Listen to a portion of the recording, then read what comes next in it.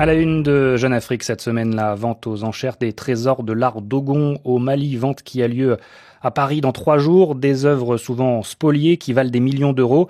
Alors comment le Mali peut espérer récupérer ce patrimoine national? Norbert Navarro en parle avec François Soudan, le directeur de la rédaction de Jeune Afrique. François Soudan, bonjour. Cette semaine dans Jeune Afrique, les bonnes affaires des marchands d'art africains, alors que va se tenir mercredi chez Sotheby's à Paris la vente aux enchères de la collection Hélène Leloup. Comment ont été acquis ces trésors de l'art Dogon du Mali? Alors, tout juste avant, Norbert, quelques chiffres pour que nos auditeurs aient une idée du prix et donc des plus-values parfois mirifiques engrangées par les marchands d'art.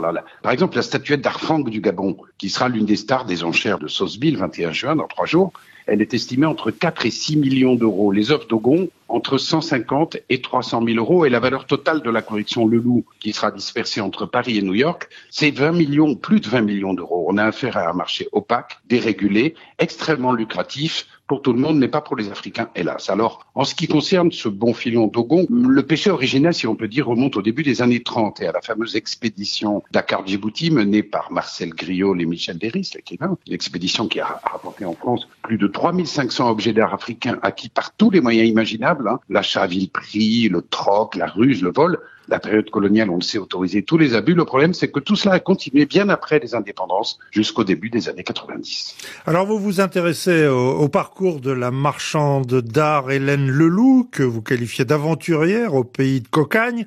Alors, cette dame, c'est à la fois une marchande d'art, une commissaire d'exposition qui a écumé le Mali, la Guinée, la Côte d'Ivoire dans les années 60-70, avec un côté effectivement aventurière, et qui, profitant du vide légal qui existait à l'époque dans ces pays, a entassé dans la benne de son camion des centaines d'objets d'art, en particulier Dogon, en les achetant souvent pour une bouchée de pain aux trafiquants locaux ou aux chefs de village en les échangeant contre des postes radio, des bicyclettes. Ce qu'elle dit, c'est qu'elle a parfois sauvé ces objets de la destruction, ce qui n'est pas faux, puisqu'il y avait effectivement à l'époque des campagnes récurrentes d'autodafé et de fétiches ordonnées par des imams en lutte contre le maraboutisme.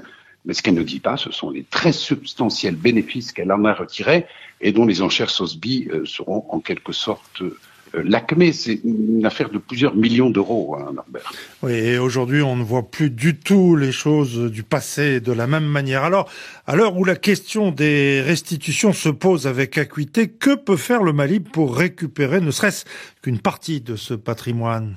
C'est très compliqué. Le Mali a commencé à réguler le commerce de ses biens culturels au milieu des années 80, mais le mal était fait. Le seul musée du Quai Branly à Paris recèle dans ses collections près de 7000 œuvres Dogon, je crois 6911 très exactement. C'est une hémorragie qui a été stoppée depuis une trentaine d'années. L'exigence de restitution de ce patrimoine à ses véritables propriétaires est à l'ordre du jour. Mais c'est au niveau des musées. Le problème, c'est que la sphère privée, tout ce petit monde hermétique des marchands où on se protège les uns les autres et qui profitent d'un marché sans vraies règles, se sont absolument pas concernés par cette exigence. Le problème aussi, il faut le dire, Norbert, c'est que les autorités maliennes, jusqu'ici, ne s'y sont pas intéressées. La défense de leur patrimoine passe manifestement après celle de leur territoire. On peut peut-être le comprendre, mais il s'agit pourtant bien là d'une affaire de souveraineté culturelle, Norbert. François Soudan, merci.